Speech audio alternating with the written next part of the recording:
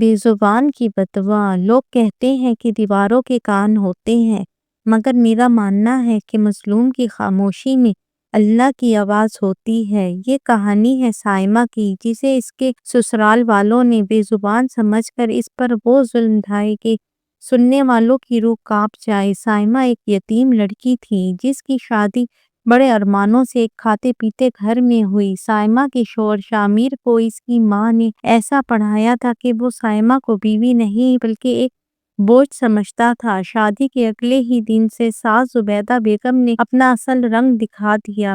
وہ اسے گھر کی نوکرانی سے بھی بدتر سمجھتی تھی۔ سائمہ سارا دن کام کرتی، ساس کی گالیاں سنتی اور رات کو جب شامر آتا تو وہ سہارا دینے کی بجائے اپنی ماں کی باتیں سن کر سائمہ پر ہاتھ اٹھاتا۔ سائمہ خاموش رہتی، اس کا کوئی سہارا نہیں تھا، وہ بس رات کو مصلے پر اپنے رب سے باتیں کرتی۔ ایک دن سائمہ کو تیز بخار تھا، مگر ساس کو ترس نہ آیا۔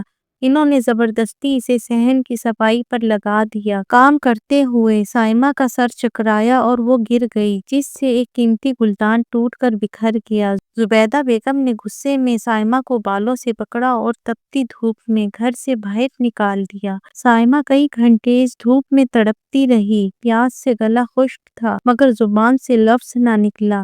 اس نے بھیگی آنکھوں سے آسمان کی طرف دیکھا اور ایک لمبی آہ بھری جو سیدھی عرش پر گئی۔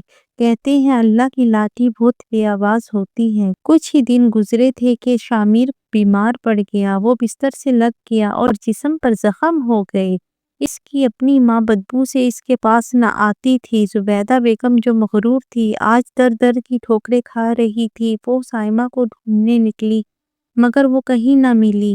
کئی مہینوں بعد زبیدہ نے سائمہ کو ایک درگاہ پر دیکھا، وہ یتیم بچوں کو کھانا کھلا رہی تھی۔ بیگم بھاگ کر اس کے قدموں میں گر گئی۔ سائمہ مجھے معاف کر دو، میرا بیٹا آخری سانسیں لے رہا ہے۔ ماں نے خاموشی سے اپنا ہاتھ چھڑایا اور کہا، ماں جی میں نے تو آپ کو اسی دن معاف کر دیا تھا، مگر اللہ نے آپ کی وہ دعا سن لی جو آپ نے دی تھی کہ جیسی میں تڑپتی رہوں اللہ کرے تو بھی ویسی تڑپے۔ اللہ نے میری تڑپ ختم کی مگر آپ کی دعا آپ کو مل گئی۔ زبیدہ بیگم گھر لوٹی تو شامر مر چکا تھا۔